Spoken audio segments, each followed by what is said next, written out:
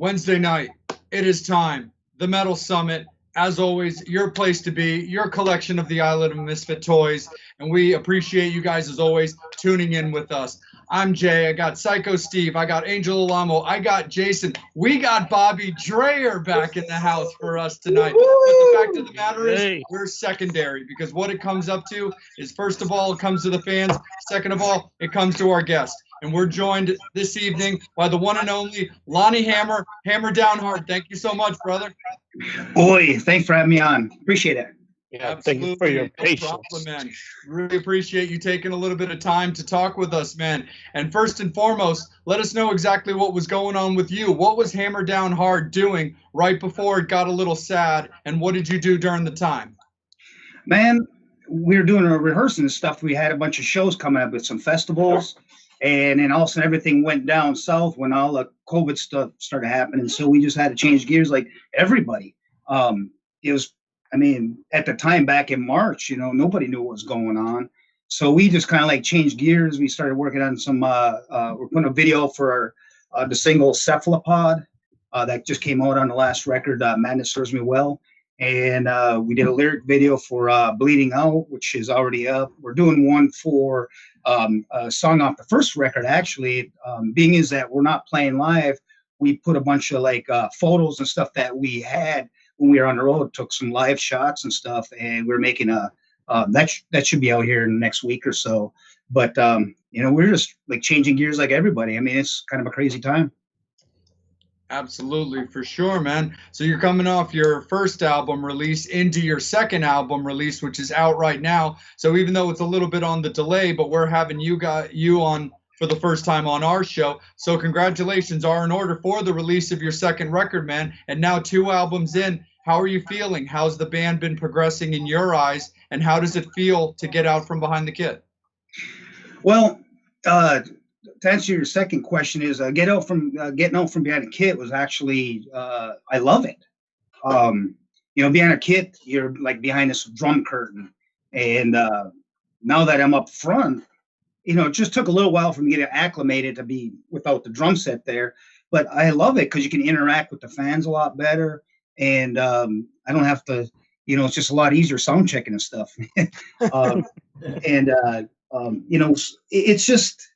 The band's been progressing. The first record, Total Annihilation, is kind of on the verge of, some of the rocks are like just hard rock songs, and some of them are metal. And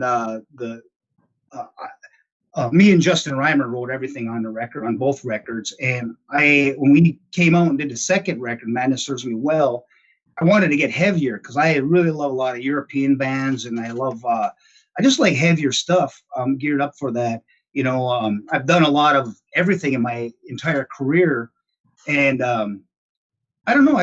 I wanted to get heavier because the metal is actually huge. You know, thank God for people like you and you know, y'all, the Metal Summit. You know, you guys are, you know, keeping everything kicking and alive. You know. Absolutely, man, 100%. Psycho Steve, man, let's kick it to you. Let's see that smile. The quick question I had for is it a big transition from going from drums to being in front? Do you play any other instrument besides drums, vocals, anything else? Yeah, I can stumble around on a guitar a little bit, you know, to get my ideas across, but not really. You know, a lot of like Jack Russell and stuff like that, he doesn't play either. He and I talked about it. I used to play with him, and it comes down, you have a good guitar player and you can kind of tell him what you want to do. You can kind of say what you want to do. And when you have a good guitar player, they can interpret what you got in your head. And so that's the best thing. But like on this record here, on both records, I'd bring the ideas into the band or into the studio, and Justin Reimer and I work them out together. We jam them out.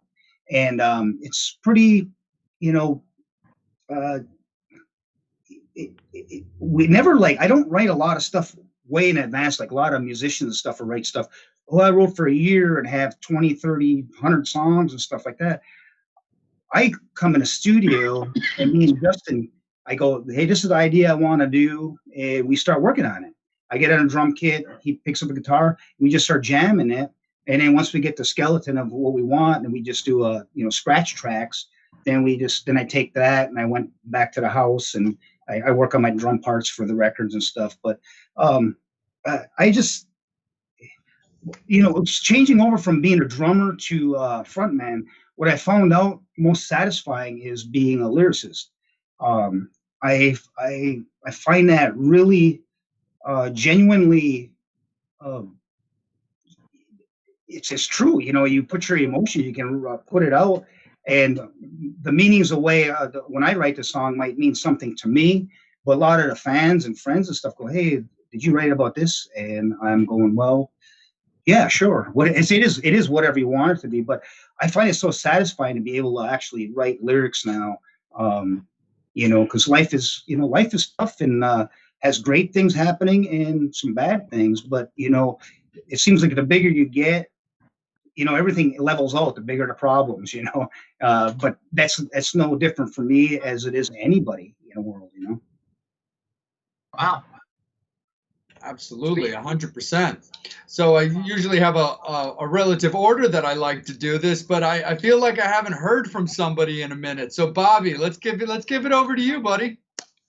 So Lonnie, I'm going to throw this out. So you were in Black Oak, Arkansas, which was probably one of my favorite bands. One of my favorite guitar players was in the band. How did you get involved with Black Oak, Arkansas? With Sean Lane was an amazing musician, God rest his soul. But how'd you get hooked up with Black Oak, Arkansas? Well, first off, is to actually play on a record with Sean Lane. I just did the last record with them, which was the first record they put out in like 30 years. And there's actually a song on there that was recorded with Sean Lane. So how cool is it for me to actually be on a record with, because Sean Lane is, he's the guitar player, and he's fantastic. When I was playing with Every Mother's Nightmare, Jim Dandy lives in Memphis and stuff, and he used to come see us play, and he always come talk to me. I just always felt that he thought I was a good drummer, and their drummer that they had for, it was Johnny Bolin, was Tommy Bolin's brother. Wow. He ended up having some health issues, so he had to bow out. So Jim asked me to join the band, and fortunate for me, I was able to. They were just starting to record their record, so I was able to play on the last Black Oak, Arkansas record. But on another keynote for me is that my idol as a drummer was Tommy Aldridge. So how cool is it? And there's not many musicians in the world that can actually play and record a record with their idol's first band, per se. And so that was a real, that means a lot to me. When when we used to go play shows, we were on tour and stuff, and signing albums and stuff. Signing underneath Tommy Aldridge and stuff like that. It's like, how cool is that? I mean, that's definitely a bucket list for me that I never expected. That's amazing. That's super duper rad. Did you ever have you in your career had a chance to sit down with Tommy and say thank you? Yeah, I've actually talked to him a couple times, and it's been quite a few years. But he is such a great. He's funny. Tommy Aldridge is funny. He's got great stories, and all the stuff. When you hear about, I'm a major, Ozzy Osbourne fan, especially the second band. Randy Rose, Tommy Aldridge, and Lee Sarzo, and when I actually got to talk to him, and he had said, he told me a couple stories about, the Ozzy stuff, and it's cool. And at the time when I met him the first time, I didn't play with Black Oak, Arkansas. I never, imagined I would. And but looking back at it, it's like, wow, that's a great experience, That's amazing. Absolutely, 100%. Jason, why don't you jump in there, good sir? So Lonnie, what inspired you to become a musician? And did you have a good support group in your family? Yeah, well, it's kind of really strange because when I was like 5 years old, I remember being like kindergarten, and when you're a little kid like that, there's two things I wanted to be. One, A was either be a lion for some reason, or be a drummer. Well, fortunately, I took to drums, but I don't know. It's just like maybe innate behavior. I mean, it's just something that was I always wanted to do. So when I was when I got about a little bit older, my mom and dad bought me my first drum, which was a slinger and snare drum, and I got that, and I learned the snare, the rudiments and stuff like that. Then they went out and bought me a little drum kit, and I practiced all the time. I mean, I remember going home from school and just practicing till my hands bled, and my mom, I feel so bad for her because when you're a little kid practicing drums, you come home, she had to sit like 2 feet away from the television set so she could hear the TV but they dealt with it. My family support been great. My brother's a musician. I played in several bands with him. We toured all over the country and Canada and all like that. We just did a lot of great things. I had my relatives have been nothing but support. My cousin's my bus driver now. And so it's cool. Scott takes care of me, and he makes sure we get to the places safe. And but it's I mean, they all believe in me, and the support has been fantastic from all of my relatives, honestly. Awesome. That's awesome. That's so cool, man, for sure. Angel, how about yourself there, brother? How are the Metal Summoners doing? Well, definitely a lot of love for Bobby. Welcome, Star Peters. Matt, where's Bobby? He's right here in the flesh. Bridget Sullivan, welcome back, Bobby. My question for you is, when did you start getting into playing drums with the double bass? Is that like a difficult transition to go from playing with like the single bass to double bass?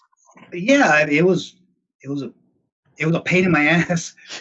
It was double bass was really hard for because I was a young kid, and I wanted to play so bad. And like I said, I was a big fan of Tommy Aldridge, and listening to those records. So I mean, I just kept playing and playing and playing, and it was so frustrating because trying to make your left leg, it's the gimpiest limb you have. So getting the strength of that was difficult. But now, I mean, I can't imagine playing drums without double bass.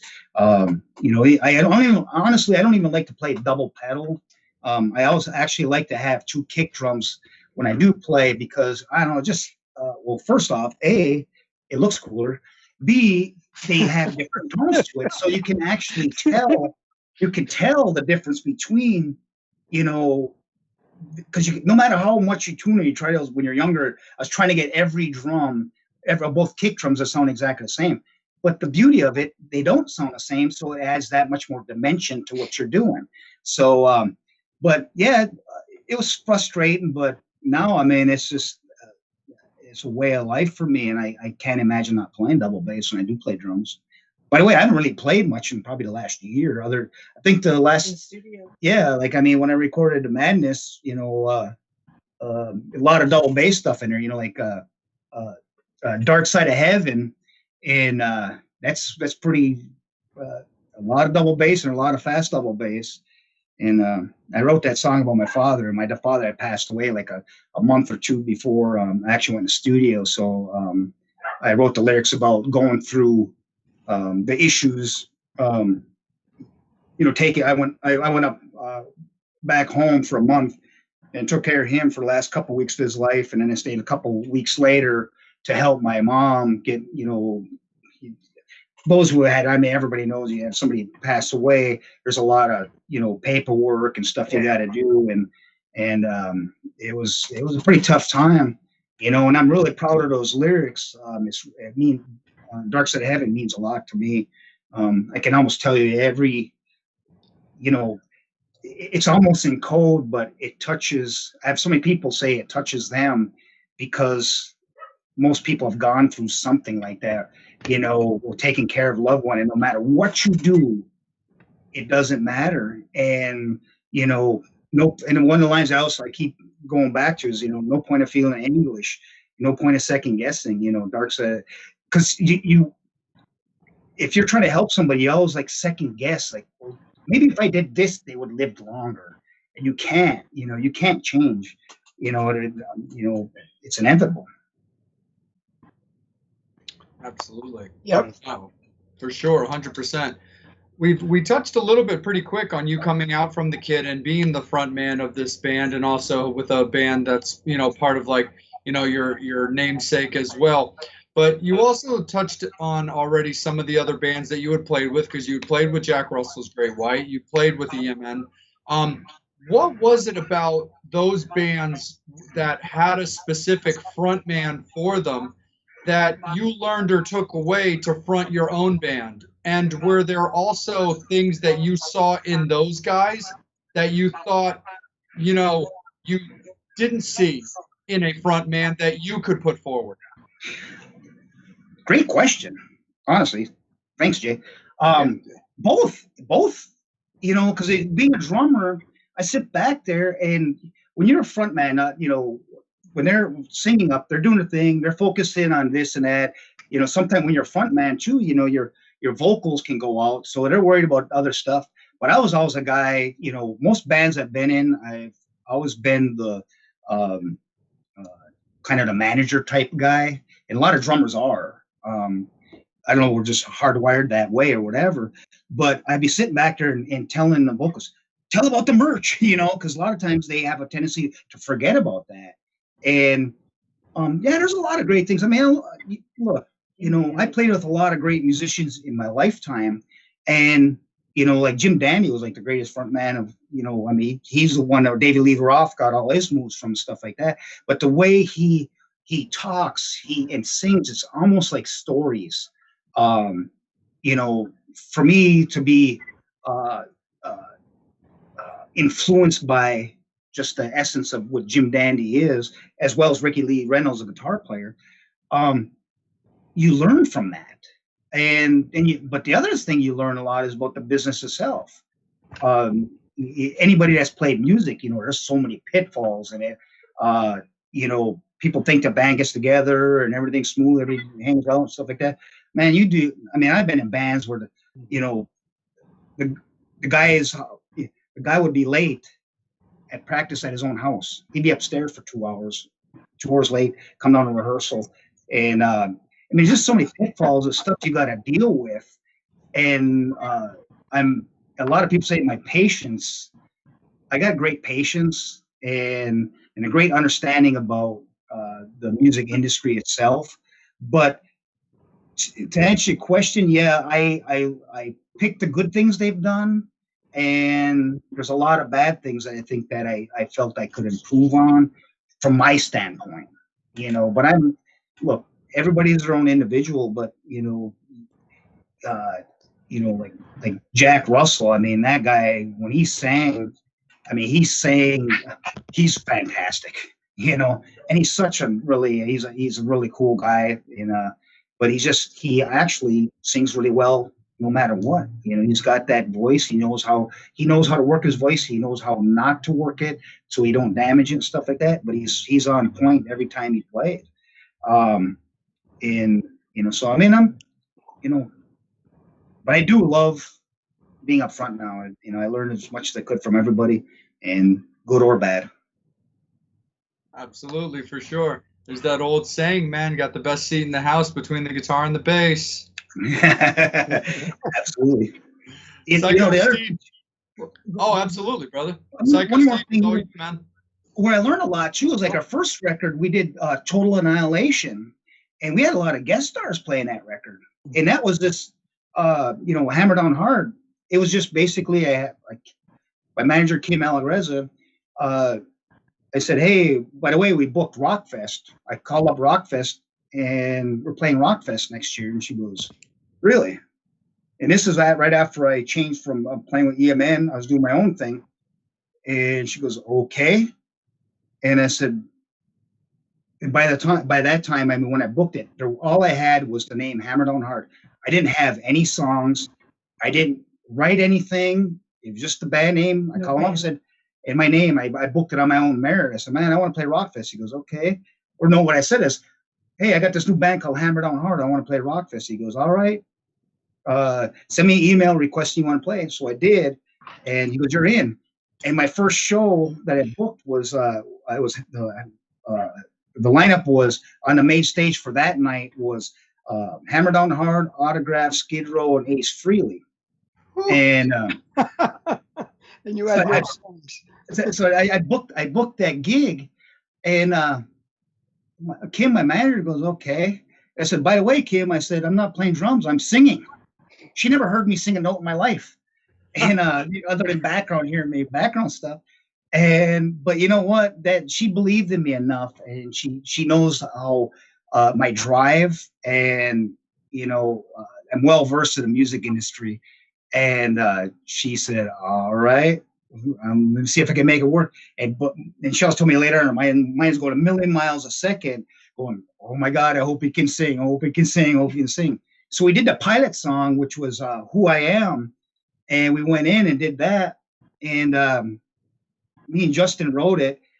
And I did the lyrics and the vocal part. And all of a sudden, Justin goes, hey, we need to get somebody to play lead guitar on it.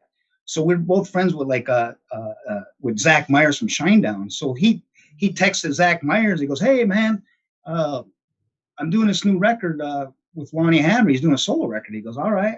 He goes, well, who's singing? And Justin goes, Lonnie is. Zach texts back, goes, well, send it to me.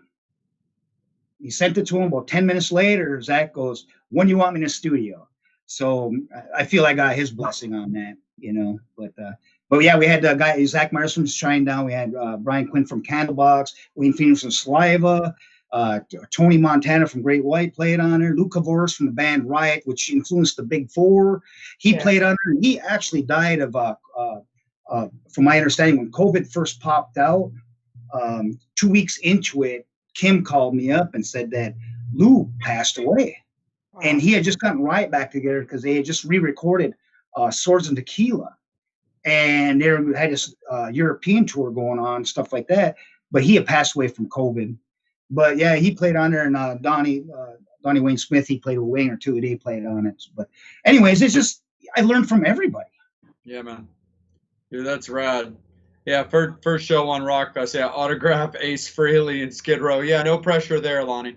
Yeah, it was fun. Psycho Steve, it's all you, brother. Okay, so you mentioned Ozzy and that lineup and everything. If there was any band that you could play drums for, besides of course the bands that you've been in, what band would it be and why? Well, the first one you said was like Ozzy. I think that's just the one that most people I know, Ozzy's always had the cream of the crop. That would be one. Man, I don't know. I mean, that's kind of it's a really tough question. I like Disturbed a lot. And I also like Five Finger Death Punch a lot. Yeah. Those would be really cool bands. I can handle all that stuff. It's just a matter of, just getting acclimated to the people in the band, I would say probably that. Right on. Nice. Right on, for sure. Jason, how about yourself there, brother? Let's get you in again. So, if you were able to play with anybody anybody at all, living or dead, that you haven't played with already, who would it be? Randy Rhoads. Randy Rhoads.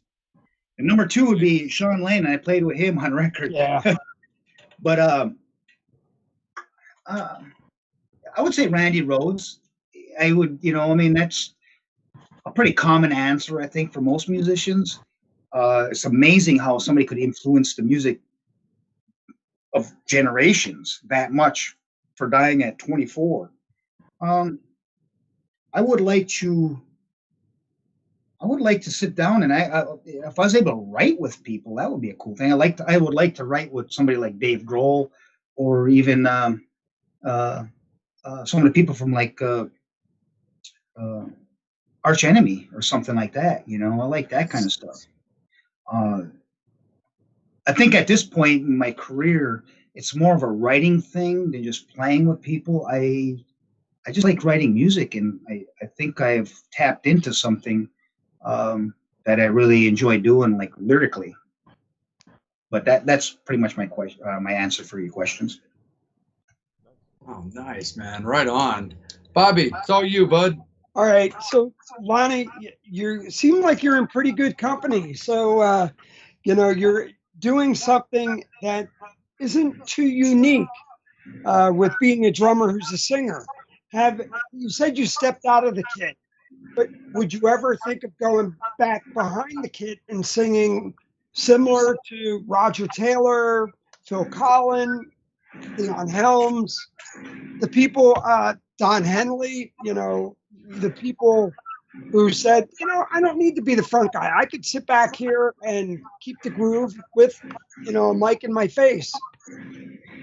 Yeah, I thought about that, and just for fun, I always wanted to, I actually just want to start doing just for my own take on it. Is the last time I played drums on my records, or when I recorded them, and I always thought about like recording, or not recording, but just putting my headphones on like I do when I learn stuff for whatever band I'm playing at the time, and just learn the drum parts and then try singing it, and just do that to challenge myself and just make myself a better person, and maybe get an understanding of, tap into my heart, because I think that it'd be different. I would, yeah, I mean, I would, there's times I think about like jumping back in drum kit and, jamming with somebody. I mean, Like, we I all would love have to do these that. great visions of Peter Criss behind the drums singing and doing that. And, even, Eric Singer doing it, but Yeah. and to me, it's so badass watching that going on. Look, Peter was probably the first person I ever see do that. And I just went, that's cool. Yeah. I mean, that's, what is, I actually play drums live with us now on the song Cephalopod. There's a marching snare drum part in there. And I got a call from Biggie Drums, and he said he wanted to make me a snare drum. And he said, a drum, with a snare drum. And I said, well, I need a marching snare. So he actually, within like 48 hours, he built a marching snare drum for me, which I used in a Cephalopod video. But our live show, we were going to use it like when we're going to be playing with Slipknot, Anthrax and stuff this summer, and all that stuff got shit canned. But I got this cool ass snare drum. So on Cephalopod in the middle, when everything band breaks down, I walk out, grab the snare drum, and I come out on stage with this marching snare drum. And so I get a little taste of that, for myself. So that makes me feel good. But look, man, I'm in business to do business. I'll play with anybody. I love playing drums. I love singing. Cool. That's awesome for sure. Angel, how we looking, my dude? Yeah, I just want to say our new fans that have jumped in, Len Pyros, Lorena, Tiffany, Lonnie Hammer is a class act. And let's see who else we got. Candy Burton, she's in the house watching. Lynn Sampson is watching, so I just want to say thank you guys for watching. Okay, forgot my question here. Oh, Bridget wants to know, what are your top 5 favorite albums? Ooh, okay. Good question. Yeah. I love Diary of a Madman. I think is just fantastic. I like Dream Police by Cheap Trick, which is cool. I would say my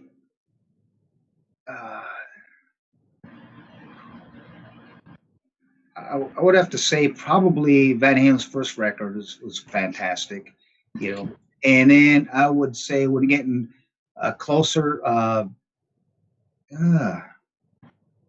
Let's see here. I like. Well, it's a good tough question because there's so many. You know, there's so many, I like so many songs, but I would probably say the Beatles' Red Album was cool as hell. Nice. And I also like, I'm trying to get a little bit, you know, I don't want to be all just metal, but what am I, number 4? Yep, number 4. Number 4, number 5 is the toughest one. I would probably have to say it would be, you know, I hate to say another Ozzy album, but hey, hell yeah, I would probably say, okay, yes, the live one, "Speak of the Devil" by Ozzy, and when Brad Gills played on there, Yeah. I think was a major influence on me as a drummer because Tommy played on it, and that to me was great. How astounding would it be for Brad Gillis to learn them songs in 2, 3, 5 days or whatever it was and do what he did? I mean, I met Brad Gillis and stuff like that. I played with Night Ranger a long time ago.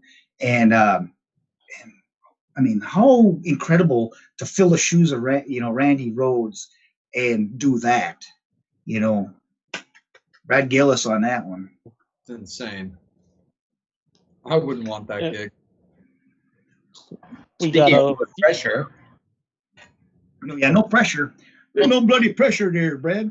You know, imagine sharing backstage and stuff, you know. Oh, we got a few more fan questions. Okay, Matt Porter. This question is kind of crazy but fun. Go around the table and ask each person what their favorite amusement park ride is. What? All right. I love the Kinder Car at Great Adventures. That's my favorite. That's amazing. Lonnie, what's your favorite amusement park ride? Right. You know, Universal Studios has the Hulk. Yeah. I thought that was just like the best thing ever. But being from Memphis, I get 1.5 answers here. Is Zip and Pippin. I was able to ride that. You know, it was Elvis's favorite ride when it was here at Liberty Land. I got to ride that a bunch of times when I first moved here, and they took it off, and I think they assembled it in the Rock and Roll Hall of History and stuff like that. But number 1 would be the Hulk and Zip and Pippin. You know, 0.5 on that one. Oh, that's awesome. Jason, favorite ride, bro? I'm more of a water park person, so any water slide. Fair enough. Bobby. Mine, Rock and Roller Coaster, Disney, featuring Aerosmith. Can't go wrong. Yeah. Love the roller coaster. Steve. Your favorite ride, your favorite ride will be tonight with your wife. Just kidding. That's amazing. You're gonna get some browning points on that. You know what I'm saying? If you play the Hammer Down Hard CD, you'll last all night long. I'm gonna, you know what? As a tribute to you, the next time I give a woman head, I'm gonna play that whole CD. All right. Yeah, total annihilation. Her favorite one to be like, and that's why, you know, we got actually selling our shirts of "Madness Serves Me Well" are a hot seller for the women because it says it on the back, and women love, you know, the Hammered on Hard on the front, and it says "Madness Serves Me Well" on the back. Yeah. You know, I've listened to those songs, dude, and if I'm making love to some of those songs, dude, or fucking to them, it'll last 3.5 seconds, dude. I'm not kidding. I am gonna do it. I'm definitely gonna buy the CD on Friday. Hell yeah. I'll let you guys know how it went. but no, your money's no good with me, man. I'll send it to you. Just tell me how tonight goes, okay? I definitely will. And if it goes well, you get it for free. And if it doesn't, well, you pay double. Your whole life. Some dirty, filthy money there, Angel. What can I say? I'm a freak. It's all good. Psycho Steve, favorite ride. All right, it's 3. I really liked on Action Park. There was the what's it called? Oh my god, I'll think of the name of the ride that Action Park had in Jersey. It was Alpine Slide. It was really fun. I also like the log flume, and I'm a bumper cars kind of guy because I am a bit of a carny. Yeah, perfect. That's awesome. I did the Back to the Future ride at Universal Studios one time, and that was really cool. But I'm not really a rides guy. I'm a haunts guy. So like I go after like, you know, the haunted houses and like that kind of stuff. Like that's what I go after. You won't be doing that this year. Yeah. Yeah. My house is a haunt. So I'll be fine. The damn cat that keeps haunting around. Dude, that cat's got a fan base, buddy. Yeah, it's absolutely true. We need to do. I did a rock and roll paranormal one time a long time ago. Where was it at Gettysburg Gettysburg. in Gettysburg, and that was fun. Jay, you and I got to do some. Absolutely. We found some like here in Memphis or some stuff. Maybe we'll fly out and we'll do another rock and roll paranormal or something. Yeah. Be pretty badass. Absolutely, dude. We'll talk about it for sure. That'd be awesome. Well, we got one more fan question. This whole thing was Matt Porter's fault. We went from roller coaster to being hot blooded. No, so let's go to Angel. Star Peters. She has a nice question that's music related. So getting back to the music. Thanks, Star. Who are some other sorry? Who are some other drummers that have inspired besides Tommy? Dave Grohl, you know, he's cool. He brings the bash out. He did it right. I would say, you know, Bunny Carlos was really cool to me. Yeah. And you know, and Lee Kerslake too, because he was a single bass player, and he, you know, Lee Kerslake was cool too. You know, God rest his soul. Nice. Right on. Angel, a question from yourself, my dude? Oh yeah, me. Okay. Well, someone asked about your top 5 favorite albums, but from a drummer standpoint, what are your favorite albums that you used to like playing drums to when you was growing up? Was there any particular albums? Yeah, I mean, when I first started playing, that's when my whole career has basically been based around writing original. But when I first started learning drums and stuff, like Bunny Carlos, you know, the Cheap Trick records, I used to like him, and like I said, Speak of the Devil was another one I used to listen to. You know, that's where Tommy really influenced me. Bark at the Moon was great too. Some of the Zeppelin stuff, I'm a Zeppelin fan of a lot of their songs, but I wasn't like some sort of Zeppelin fans are really huge and stuff like that. So Bonham, you know, he's the ultimate rock and roll drummer. Nobody held it down like him. Much respect to him. Oh, and of course, Phil Rudd, AC/DC. There you go. Sorry, Phil. But yeah, he's the master of simplicity, but it's magical. You know, when you're a drummer, you're going, how does he not do that to make it sound like it's doing something, you know? And that's incredible. That's a gift. Absolutely, man, for sure. So, Lonnie, one of the questions that I wanted to ask kind of sprouted off something that you said before, where you were talking about the first album being, you know, just so heavily, you know, influenced with all the guests, musicians that you had on it. But I mean, talk a little bit about the guys that you're working with live. I mean, you got David, you got Daniel, you got Mike, you got Randall X, you know, like talk a little bit about those guys and your relationships. When, you know, how did you meet them? If there's any stories behind that. Well, the guy that's been with me from day one, as soon as I finished Total Annihilation, me and Kim and I started putting a band together. Kim, my manager, we started putting a band together, and Randall X Rawlings, you know, it was his actually birthday, and I was like, holy crap, you know, I mean, I forgot about him because he was kind of like laying low for a long time. But Randall X Rawlings, he played with Sebastian Bach, and he's been with me from day one, you could say. Unbelievable guitar player. I mean, that guy is, the best, probably one of the top 3 best guitar player I ever played with. Fantastic. He did all the guitar work on the last record, Madison, really well. And, and we also have Daniel Dwight is the bass player in the band. The Beast. He used to play with Saving Abel, and that guy is unbelievably talented, but he's just such a character, and he's so much fun to hang around with. And he knows so much about the music business too, because I mean he's done so many different great things. My drummer is Mike Dover. He played with Sebastian Bach also, and he also played with Rock City Angels. And he likes writing songs, and he's just once again, a drummer. He's all into the music industry, managing and stuff like that. So he knows all the nuts and bolts of the business and stuff like that. Fantastic guy. And my guitar player's Dave. My other guitar player is David Sword, and David is just, he's like the pro guitar player. He's kind of like up and coming. He hasn't really had the opportunity to play a lot of big cats yet, but David Sword is probably one of the most professional musicians I've ever played with.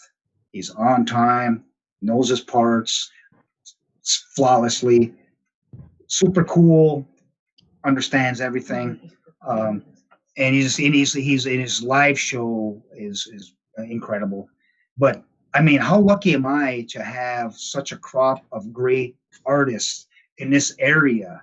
I mean, I thank my lucky stars every day, because these guys are diligent workers, and they know what it takes to make a great band. And we play live. I mean, they care. They understand, like I said, the nuts and bolts of where to be, where to stand. They've done it all. So this band here is like probably the highest caliber musician-wise that I've ever played in. Just they're spot on, and they're metalheads. I mean, these guys they're fantastic. It's like, oh my God, how lucky am I? Hell yeah, dude. Did you, Randall, and Daniel do all the recording of the album? Actually, the only guy that's in the band that did recording on any of the records was Randall X. Rawlings. Did all the guitar tracks, and he actually did some of the bass guitar tracks on Madness Serves Me Well. But when I got Mike Dover to play drums for me, he plays bass guitar too. And I said, man, I want you to be a part of this record. So I said, Mike, would you want to play on one of the songs or play on all of them? And he goes, yeah. He goes, I could play. I know Bleeding Out off the record.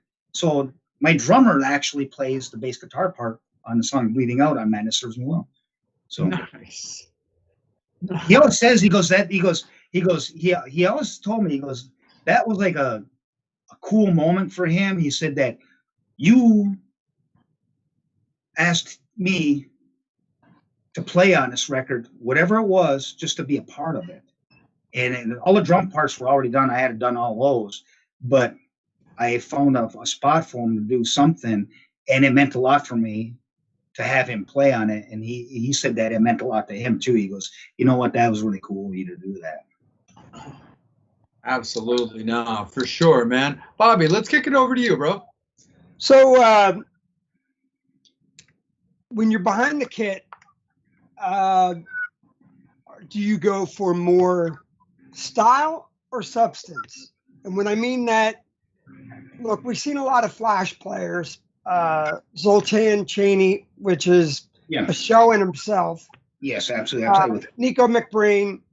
But then you have substance players who, are, like you mentioned, Phil Rudd, the pocket guys, Charlie Watts, the guys who get it done. So where do you find yourself on that end? Well, I've been endorsed. I was endorsed by Mapex Drums, and I think I lost the endorsement since they found out I'm a singer now. Go find. But I'm endorsed. I was endorsed by I disappeared off the webpage after I started singing. So, but I got a call from Mapex Drums, and the CEO of the company was Joe Hibbs, and he told my manager at the time, he said that whatever Lonnie doesn't see, because they said when you're looking, because I wanted, that's actually an endorsement. I mean, when drummers or anybody, a lot of people take endorsements just because, but I love Mapex drums. So what happened is Joe Hibbs told my manager at the time, said, whatever Lonnie doesn't see on the web page or the catalog, we will make for him. Well, what happens? My ears went like this. And I said, this is what I want. So they custom made a Mapex drum kit for Lonnie Hammer. And so I was able to get what I got 22-inch kick drums, and factory are usually like, 16-inch deep or 18-inch deep. I got mine 20 inches deep on both kick drums. My rack toms, I like 12-inch and 13-inch rack toms. And what I played deeper toms when I was growing up in that, but instead of melodic toms, I got each rack tom 1 inch deeper, and my 16-inch floor tom, I got, instead of being 16 by 16, I got 2 inches shorter, so it's 16 by 14, and only drum that's factory is my 18 by it's an 18-inch floor tom at 16 inches deep. That's the only thing they didn't have to customize for me. But I just go for the, as long as I'm playing for, I need certain things, and I just get the same thing. All my kits, I got a bunch of drum kits. I got the exact same thing on all the drum kits. It's just because that's what I use, and only have one gong. But I'm endorsed by Impression Cymbals and XL Drumsticks, and I was sponsored by Xavier Clothing, and but yeah, I'm just. They made the drum kit for me. God rest Joe Hibbs' soul, because he was actually going to a NAMM show in L.A., and he went to the airport. He died at the airport waiting for his plane. The doctors over there, so he got really ill, and they said, you need to stay, go in the hospital. And he said, well, just let me get back to Nashville, and he passed away.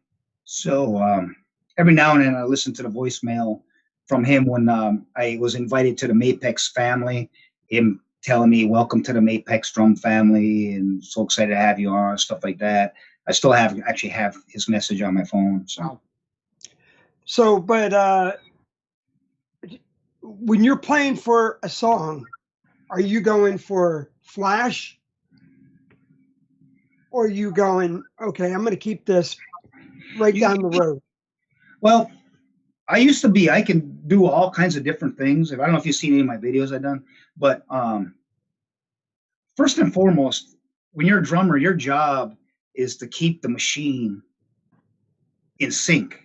So that's your first job. And everything else after that is for entertainment.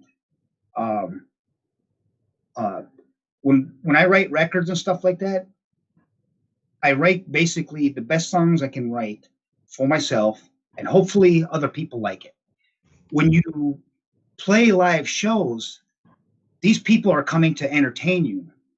These people are coming for you to entertain them, rather. Yes. So you have to keep that in mind. Is like, you can't sit there and sit there and go, I'm going to play in my bedroom. You have to entertain them. That's what the extra money's for. You might go play, $15 or $20 for a CD or something like that. But you go to a show, you might pay $25 or $50. You have to give them that money's worth, because they already know your songs. You have to give them, you're there to entertain them, because life is hard. I can't wait till the floodgates open up for all these artists that have been sitting here and they want to go to WAD, because they're cooped, like somebody like me, I'm cooped up, and you're like, it's going to be unbelievable for all these bands to actually be able to perform in front of crowds now, So when everything comes free, when the COVID thing's kind of like everybody starts taking a mask off, everything free, you're going to see some of the best metal bands out in the world that you ever see. Even the bands that you've seen a dozen times, they're going to come out 2 or 3 times better, because they're that much more hungrier, and they just want to play in front of people. Cool. Absolutely, for sure. Steve, how about yourself there, bro? Okay, so we mentioned all these bands and everything, but we never mentioned about your first concert. Who was your first concert and where? My first concert was actually April Wine, and Awesome. it was in Duluth, Minnesota. Soda. You can tell I'm from up there. Duluth, Minnesota. It was April Wine in. I can't remember. I think Rory Gallagher actually opened him up or something.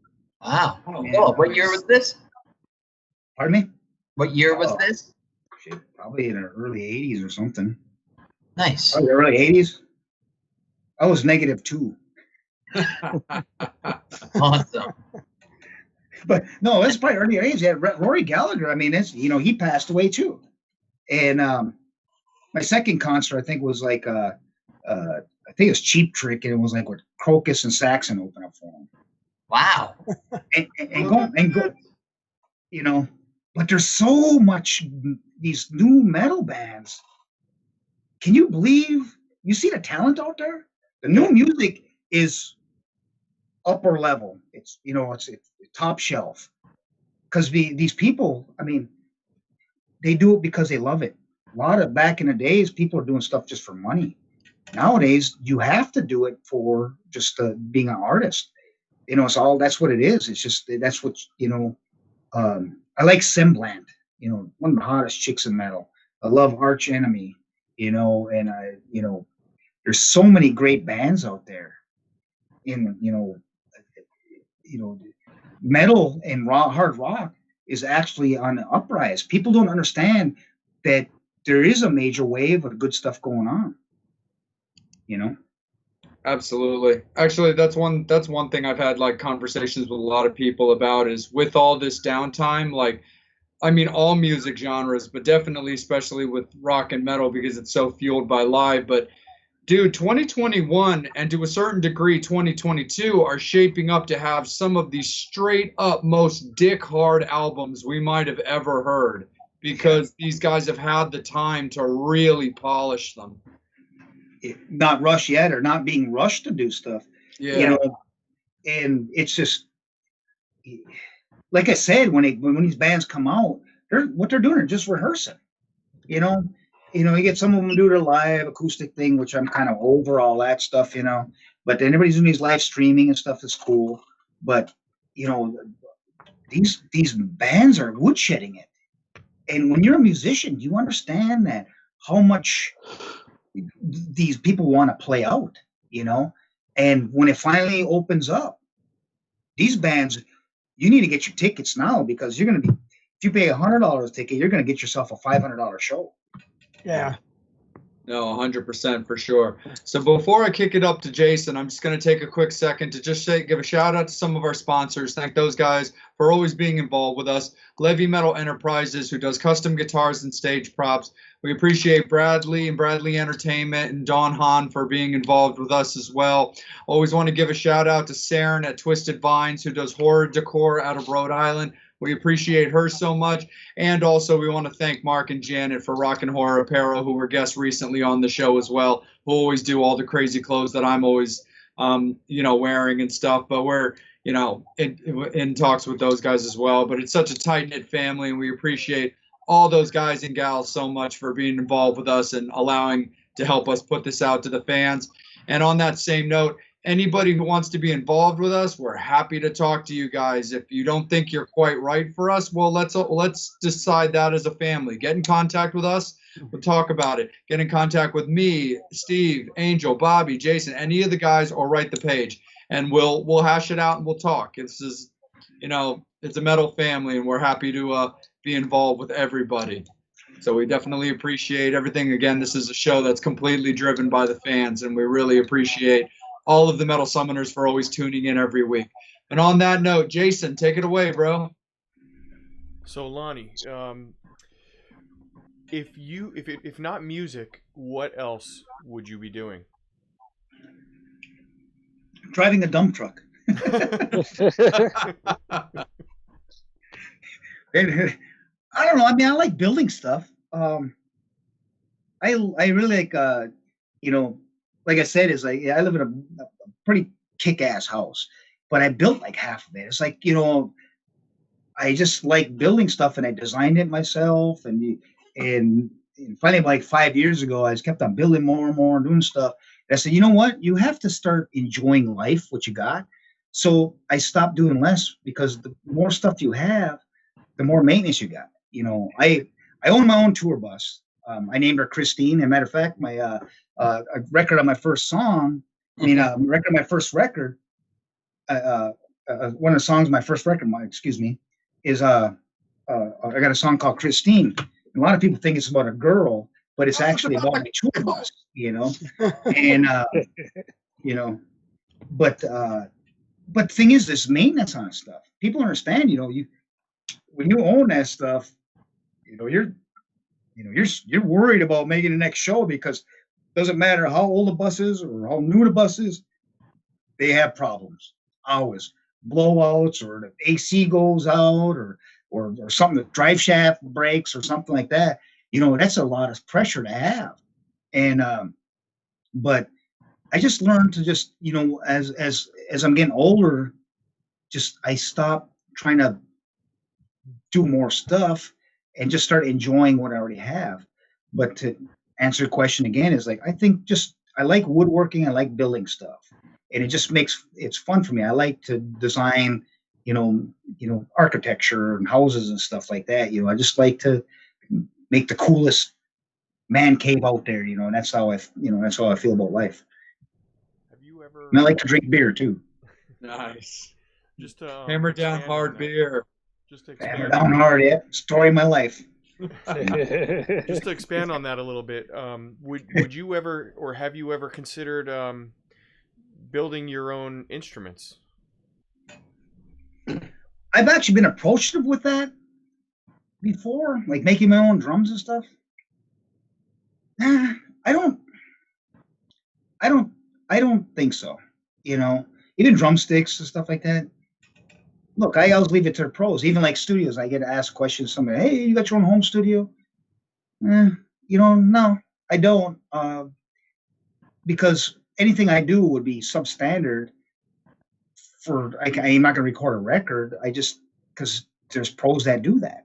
I'm not going to have, a doctor or hey, or you need a heart transplant and get somebody else to. Well, I can do that. Learn it. Just leave it to the pros. People. That's what they want to do. And, the drum makers, there's so many out there, and it's just the drums are just unbelievable nowadays. Back in the day, they had even they have crappy drums, and they got medium drums, and they got the high line drums. But nowadays, even the lower line drums are fantastic, because they have the technology. They're not using the crappy wood, which is the biggest thing. And only thing different between the lower end drums and probably a lot of the higher end drums, not always, but is they're harder to tune. And it's basically it is. But I've been approached with, people approach me with that, and like, nah, I'm not going to do that. It seems like a big headache. You got to deal with a bunch of musicians. Who wants to do that? 100% for sure. Angel, it's all you, bro. Yeah. Question is, how do you decide which songs to put on the set list? Well, good for me. I don't have a lot of songs. I got just enough to do probably an hour and 15-minute set. That's why I wrote the second record. So I had enough songs. I don't like playing cover songs. Other than I did a remake of Fox on the Run. I don't know if you guys heard that yet. Have you heard that song yet? No, not yet. Oh, well, look up Hammer Down Hard, play Fox on the Run. It's out there. And I remade that song, but I'm not big on cover tune stuff. But on a set list, usually, you come out with a high energy song, and then it's just fluctuating. You kind of go through the flows and stuff like that. I think that a lot of it has to do. Look, I love the guys in the band. Randall, Daniel, Dave, and Mike. So I kind of let them pick and choose how they want to do it, and but you have to kind of have the climaxes. And the last song we do tonight is Cephalopod, and that's like the encore stuff. I come out with the marching snare, and it's a real cool little cool ditty, you know. Yeah. But I just I try to let the other guys kind of maybe come up with that because they're pros more so than I am. Yeah, it's a certain amount of proism you got to have, dude. Your name's on the banner. Yep. Yeah, I'm a glutton for punishment. When what would you say, man, is like when it comes to like, you know, putting out, you know, new music? Here's kind of where I'm going with this. So you just came out with the new record last year, and then, you know, everything's kind of gearing up for this year. The whole, you know, world goes crazy and stuff like that, and you've had downtime. So I'm sure that there's, you know, music you've been working on or ideas that you've been flowing through and stuff like that. Do you feel like your current album is in like jeopardy of not getting the love or the exposure that you want for it because like this year's kind of been lost to a certain degree? Absolutely, yeah. I mean, I think that's for every band that coming out and stuff like that. Look at those, so many bands like released a record right before it happened. It's like big tours going on. It's like you're done, you know. I think that I do think that you know what's kind of funny, you know, it's weird for me to say this, and so don't take this the wrong way. But Madness Serves Me Well. I wrote those songs. I got a song called World's Gone Black. I wrote it last March, it would be 2019. But I'm like ahead of the game. I was ahead of the curve. When you listen to that stuff, listen to World's Gone Black. Listen to the lyrics. It's right on target what's going on. I was a year in advance ahead of the curve. And you listen to it, it's like, holy crap. My man goes, you realize what you wrote? It's prophetic. So, I mean, it's like, how cool is that? So maybe I haven't. I mean, maybe I got another opportunity. You know, maybe I have another opportunity. And, you know, what I'm also proud about is that I put out 2 records within 13 months. Wow. And I was actually on 4 different records in a year. Well, within 13 months, because my 2 were in 30 months. I did the Black Oak, Arkansas record came out, and the Yemen Grind had come out, the LP version of it and stuff like that. So, you know, I just feel like I said, it's like my stars line up, and you know, it's like, wow, I am busy. You know, sometimes you feel like you're stuck in one spot, but then when you look at the whole big picture, it's like, wow, you know, I had 4 records come out basically in a year. And but I am so glad that I actually started writing lyrics and stuff. It just means a lot to me. And so if I died tomorrow, I would be happy with my career. You know, I don't want to die tomorrow, don't get me wrong, but I'm just saying, it's like you get to a point, it's like, you know what, I'm happy with what I've done, and you know, I'm at peace with that, you know. Absolutely, 100%. Psycho Steve, why don't you take it away, brother? Okay. If you didn't sing and play drums, is there another instrument you'd like to play? You know, the upright organ. Skin flute. No, I didn't say I like to play that, but then else there's some. You know, the thing is, you just say, season. There's only one note. You know. I stuck my. You only got one shot at it too. You know. You know, but I think that. I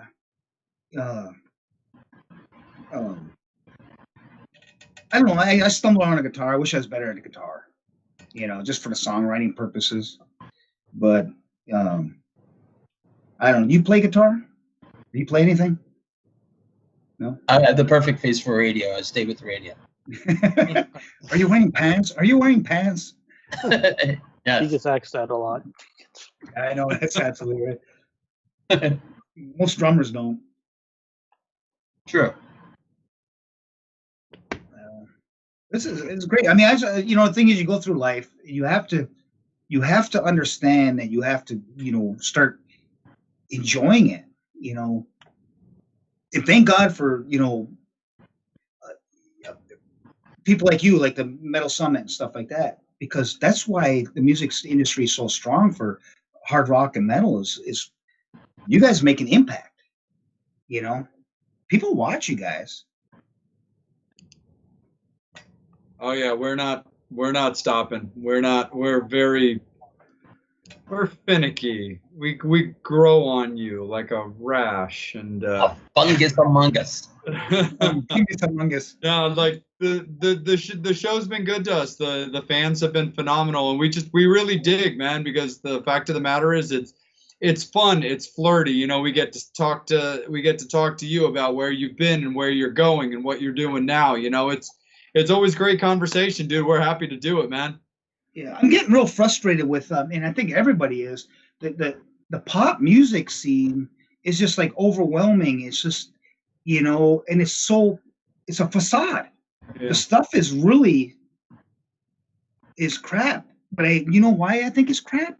Is because people aren't buying music. They're getting the stuff for free. So what do you get? All the really talented people aren't doing anything because they got to go work somewhere else. So the thing is, that's why I think a lot of the new pop music is really bad. It's all auto-tune. It's all just simplicity. It's all just flash and flare with your face tattooed or something like that. I just think it's all these people don't have talent because the ones that are talented have to pay their bills. And I think that's why metal is actually coming back around, and we're the top of the heap now. I believe that, because these are real artists. That's how I feel. Definitely driving force behind all that stuff, 100%. Bobby, it's all you, my dude. So what are you going to do after all this is done? I mean, this COVID crap's over. You guys are going to go out, but it's going to be an implosion. What's going to set you, Lonnie? What's going to set you apart? I mean, look, like you're saying, the metal's coming back. The thing we don't want it to turn into is the 80s again. What? What? The oversaturation is what I'm saying. The thing is, they destroyed themselves in the 80s. There was so much talent there, but then they destroyed themselves because there was a lot of fluff in the thing. Yeah, it was all pose, But what is going to set Hammer Down Hard, out there that's going to go, okay, you're the band that I want to go see, that I'm going to I've been cooped up. What's going to make me want to come and see you guys? Well, once we start playing again, it's hard for, like I was talking earlier, it's like when you see all these bands, we're rehearsing. So only thing we can do, we can't play live, so we rehearse stuff and practice and add all these different things to it. But I just think all these bands and myself, Hammer Down Hard, is that we're going to come out and do some incredible blow your wad kind of thing, because we're just so tired of not having to be able to play out. And the biggest thing for me is that the lyrics and the music itself is the most important thing of any band. Motley Crue and stuff, they had some, songs that weren't really that great, but they had other songs that were incredible, and that's what lit everybody up. And for Hammer Down Hard, listen, if anybody goes out there and listen to the stuff, listen to it, listen to the lyrics. I'm not singing about chicks, cars, party night, LA and all stuff like that. Everything I do and write about is like, tell you what, can I swear in here? Yeah. Very cool. Tell you what, motherfucker, stand in my way, and I'm gonna push you to the fucking ground. You cross me, you're down. That's read all my lyrics and listen to it. Total Annihilation. It's about taking over your life. Take over your life. Don't sit there and whine about it. That's why I'm talking about the pop stuff. It's nothing but whining. You sit there and they're whining about it, and they're talking about women and all that kind of stuff. Screw that. It's life. Well, everybody struggles. Was all that. That's all it was, is looking at your shoes and, Life. I'll send you and we're going to send you the records. But the thing is, it's a lyrics. Life is not easy. It's a struggle. And for me, for you. And it's my life is no different to your life. Everybody got their own problems. Total Annihilation's about that. Cephalopod's about that. Shining down on the rocky shores in lanes of vivid horizon. The rocky shores are you. You're shining down your rocky shores. Shining on rocky shores in lanes of vivid horizon. You're going through a tough time. You're going through a rocky time here, but you see that horizon, and you're going to go through there, and you're going to pull. You're the cephalopod. That's what it is. You're the cephalopod. You're going to pull anybody and anything that's in your way to get to that horizon. That's what the song. Listen to it. That's what that song is about. And it's just countless. I mean, that's what I don't write about. Like I said, I don't write about chicks and sex and all that kind of crap.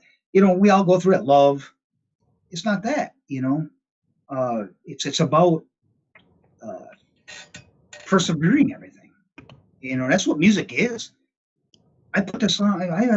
I wake up every morning hating myself and going, what the hell? But I get in the shower, and if I put one of my songs on, I had a really bad day, I put one of my songs in the car. You know what? I want to just sideswipe the car next to me and say, get the fuck out of my way. That's what it is. That's what life is, man. It doesn't matter how large your goal is or how small it is, but you just got to keep striving for it. And if you get close to it, we're all good. We all live. Absolutely. No, 100%. Jason, let's bring you back in, brother. All right, Lonnie. So I'm kind of getting the idea that your mind is a little in the gutter like everybody else's here. So so that leads me to my next question. How did the name Hammer Down Hard come to you? What's the story behind that name? Well, her name is no. It actually came down to Hammer Down Hard is basically what my life is. Everything I've done. And that's why Kim, when she and I signed together, what she liked most about me, I'm wide open. Everything I do is wide open. I own my own tour bus. Put my own records out within a year. The thing is, I'm hammered on hard every day. As much as I hate myself in the morning, after my first shower, by 10 o'clock in the morning, I'm ready to take on the world. My life has been nothing but hammered on hard. And my life is no different than anybody else's. I deal with musicians and anybody that's dealt with them, including I'm a musician, but there's a lot of issues and a lot of problems. So you have to focus past that. And to get past it, you just got to every day just keep hammering. And you just got to be better and better and better. Faster, harder. And that's what it is. That's where the hammer down hard comes. That's my life. I wake up every day, so hammer down hard. Nice. Right on, for sure. Angel, you're up, my man. What places would you like to play that you haven't performed at yet? Madison Square Garden. No. Let me be realistic. I would like to play. I've never done one of those cruises. And do they have like a new metal cruise for the new bands? And I know there's a lot of older stuff, the classic stuff, and but do they have a cruise that's for? I would love to play a cruise, a metal cruise. Nothing but just a lead boat, sink to the bottom. I would like to do a metal cruise, like something like that. I have never done that. And I would actually like to, play the Grammys or something like that. Nice. I just want to get acclimates for lyrically, you know. That's my biggest thing. I think I got something going with my lyrics. For sure. I mean, as far as like a metal cruise, Lonnie, there's probably the one that you would fit best on, honestly, would probably be the 70,000 tons of metal cruise. I mean, you're into those European style, like really heavy driving metal bands. I mean, don't get me wrong, Monsters of Rock is awesome, and we all love that cruise to death. But I think for your taste, your style, 70K is probably the one that I feel like you'd be happier on. Yeah, exactly. Bingo. You know, thank you. That's the stuff I like. You know, I mean, I like all, you know, music and stuff. Much respect to all of them, but it seems I think people are getting tired. You know, and I think people are getting tired. You know, I just think that there's so much more that's out there, and I'd say metal's the biggest growing music out there worldwide. Not in the United States, not America, but worldwide. Metal is like the strongest, you know, stuff. That's why I have a big problem, and that's why I made my post yesterday about the pop stuff. Because I mean, I just feel like everybody's feeling victims. You know, nobody wants to be you know, why are you acting like a victim? And woe's me, and just writing about stuff that doesn't even matter. I write stuff that pertains to real life, not this, you know, glam and all of this. You know, these people are writing. A lot of these people are writing stuff that they're just making this shit up. You know, that's how I feel. I'm not saying 100%, but the majority of stuff out there is just crap. Pop music. For sure. And one other thing I wanted to ask you about, because you are very open, you've always been a very, very honest cat when it comes to stuff. And the thing that I've always been a little bit curious. I mean, if you look back to like previous interviews that you've done where you've touched base on, like, you know, trials and tribulations of relationships with other bands that you've been in and stuff, kind of the same horror stories that people in the music business have. What is it about the way that you run your band that's like different, like, you know, that allows for like proper communication, everybody to feel like they've got a say in a part? What was it about when you formed this band that you were like, I wanted to be run this way, but correctly? Well, when Kim and I got together, and then she was my manager, I signed with her. Well, I was with EMN because I wanted more for me, meaning out of life. And so I want to get like the endorsements, and I want to get this and that. I need somebody to go and make things happen for me on that part. I think that the biggest thing, the reason the Hammer Down was created is I got tired of, I get a call. I handled a lot of business. I was the, I got to word this right, to kind of chief. I did a lot of the business. I was very well known on social media. I took care of a lot of the business. I get a call, great opportunity. I can for Hammer Down Hard, talk to Kim. We're doing it. Rather than sit there, text everybody in the band and go, hey, this the great opportunity come up. You get one text back within an hour. You might get somebody else text you back later that evening. You get one guy who'll text you back 2 days later, and you get one guy that won't even text back. And by that time, you find out, what is it? Oh, yeah, we'll do it. Well, then the thing is, it's gone. Yeah. So this Hammer Down Hard is designed for, you know, to make things happen, not make things happen on the instant, not sit there and wait for other people to do it. You know what I mean? That's basically what it is. For sure. Absolutely. You know, and it's important for, like, I think also those guys to know that you know, everything's cool and it's tight and stuff. You know, if Randall has something to say, you know, he's allowed to say it, and the guys will give him an answer back quickly. You know, same for you know, D and Mike and all that kind of stuff. You know, it's like that's, I think, what makes, you know, bands run correctly is really just those proper lines of communication. My guys get paid for whatever they do, and they don't have to come out of pocket for anything. it's all taken care of by me. And I just think that that's the way to make things happen. It needs to be, just because you take care of them, they stay with you. They're members of the band. They believe in the direction that I'm going. They believe in music. And you know what the magical thing about anything is? The magic is everything comes down to the song. Absolutely, man, for sure. So, Lonnie, if you've got a couple of more minutes, we thought we'd hit you with one more go-around around the table before we cut you loose. Are you down for that? Absolutely. Cool, man, absolutely. Psycho, let me kick it to you, bro. Okay, I'm a bit of a car enthusiast, so I would like to know, what kind of car do you drive? Chevy Camaro. Awesome. What year? The coolest ones that came out in 2010. When they first came out. Nice. Well, when the new ones came out. I'm not saying the first ones, but the new ones when they came out, everybody. The first year we had the car, it was like, oh, that car. Year later, everybody had them, but I like a Camaro. I'm a big Camaro. Other than that, I was a big Chevy truck guy. I have dualies and I have Chevy trucks, stuff like that. But I like Camaros.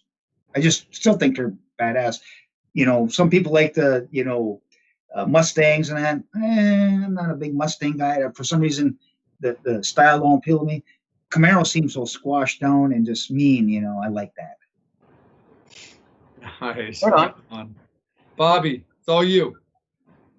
Ketchup or mustard on the hot dog? Ketchup. I hate mustard. I hate mustard. Just had to get that one out.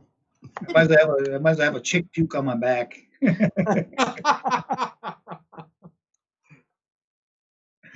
Oh, Jason, how you gonna follow that one up, bro? Oh man. Exactly. Let's see. Is that you back there? Framed picture? Frame picture? Yeah, back on the wall. With the bloody hands? Is that with the bloody hands? Kind of looks like Jay a little bit. Oh, yeah, that's me. Yeah, that's the bleeding out picture. There's a video for the song, lyric video for Bleeding Out. That's the main picture for stuff like that. My manager, Kim Alagreza, took the picture. I like it. Nice. I got everybody needs to go to my webpage and support the band. We got pictures, albums, koozies, t-shirts. Oh, absolutely, Lonnie. That was definitely something that we were going to get to for sure. But why don't we keep rolling with it, man? How can the fans find you? Well, you can go to hammerdownhard.com, and that's where you can find all our merch. We got Cephalopod jewelry. We got both records. We got koozies. We got pictures. We got cup holders, t-shirts. We got drumsticks. We got posters. Limited edition signs. Yeah, we've got signed symbols, limited edition signed symbols. All that stuff helps a band, get videos and orchestrate, and function. And Hammer Down Hard, on Facebook, just check us out, or Twitter, Hammer Down Hard 1, and Spotify. And follow us on YouTube, and Spotify is a big thing. We get some pretty good. We're on a lot of you have a lot of playlists, and it's strong. Even the COVID stuff. A lot of times you put this is my 18th record, and a lot of records that get put out will peak out and they putty out. We've actually jumped up and we stay. We're on a slow increase upwards, where a lot of them just dive back down. So, but on Spotify, we do well. But yeah, just the regular stuff. Just Hammer Down Hard. Just Google it, or even friend me on Facebook. I'm a big time. I do a lot of Facebook things, and I'm really friendly on Facebook. Message me, comment, or whatever. I'm there. Absolutely, for sure. Angel, you and the fans, bro. Okay, I'm going to be the greedy one and ask a two-part question. First is, what advice would you give to other musicians? And you're also a band manager. So what advice would you give to anybody that wants to go into management? Okay, both questions are for management or one for No, musicians? one is for musician and one Okay. for advice for anybody who wants to go into. The biggest thing for a musician is don't be a dickhead. Be on time. If you got to pay money or do whatever you got to do, and if you can't rehearse or you do whatever, don't call. Communication is everything. Just don't be a dickhead. That's the whole thing. Is like you go through there. If you got issues, you don't need to be in a business. So just you got to understand that other people run their lives around this band. And if you go, hey, I got a band rehearsal, you've got 5 guys in a band, 4 of them show up there, and one goes, oh, I'm sick today. Well, why didn't you call us this morning? Because everybody wasted their time, or they couldn't spend time with their kids or whatever. So number one for musician, don't be a dickhead. Treat somebody the way you want to be treated. Management, you just got to be diligent. You just got to sit there and you got to just be diligent. Turn every stone over. Absolutely. Nah, for sure. And just, a couple of the fans, Craig Doller wants to say hi. Amy Johnson wants to say hello. And Mark. All right. Thank you so much, Fanzone. We always appreciate you guys getting involved, man. Don't be shy. But Lonnie, we really want to thank you, man. This has been a really, really good time, man. We really hope that you had a great time yourself, and that you felt that your time was honored, and that you really, really dug your experience. Man, I tell you what, this is fantastic. I got a great conversation. I got a beverage in my hand, and there's dogs over here. Kim has dogs, and no dog barks. So hey, life is good. And my bus driver is here too. Right on. It's like a road trip. Is that your cousin? Yeah, my cousin Scott. Yeah, he's my bus driver. He drives us around. I go tour around and stuff like that. But yeah, it's awesome. Dude, that's awesome. Good way to spend time with family. Exactly. Well, he actually came down. He's from Michigan. I'm from the Upper Peninsula of Michigan. I'm a Yooper, eh? So. Dude, that's so rad. But again, thank you so much, Lonnie. And we want to thank the fans for sure. All of you guys tuning in every week, supporting the show, supporting rock and metal music. We look forward to bringing you guys the best shows that we can every single week. We got a guest announcement coming up for you guys in a couple of days. We're looking forward to announcing that. So again, we thank you guys very, very much. All the Metal Summoners, we love you guys to death. Come and join us as always on the Island of Misfit Toys. So for Psycho Steve, for Bobby Dreyer, Angel Alamo, and Jason Prosweig, I'm Jay. And again, for Lonnie Hammer and Hammer Down Hard, thank you guys all so much. This was and always is the Metal Summit. Much love to y'all. Thank you. Thanks, Lonnie. Thank you, Lonnie. Thanks. Thank you. Thanks, Lonnie. Yeah, man. I'll let you know about the thing.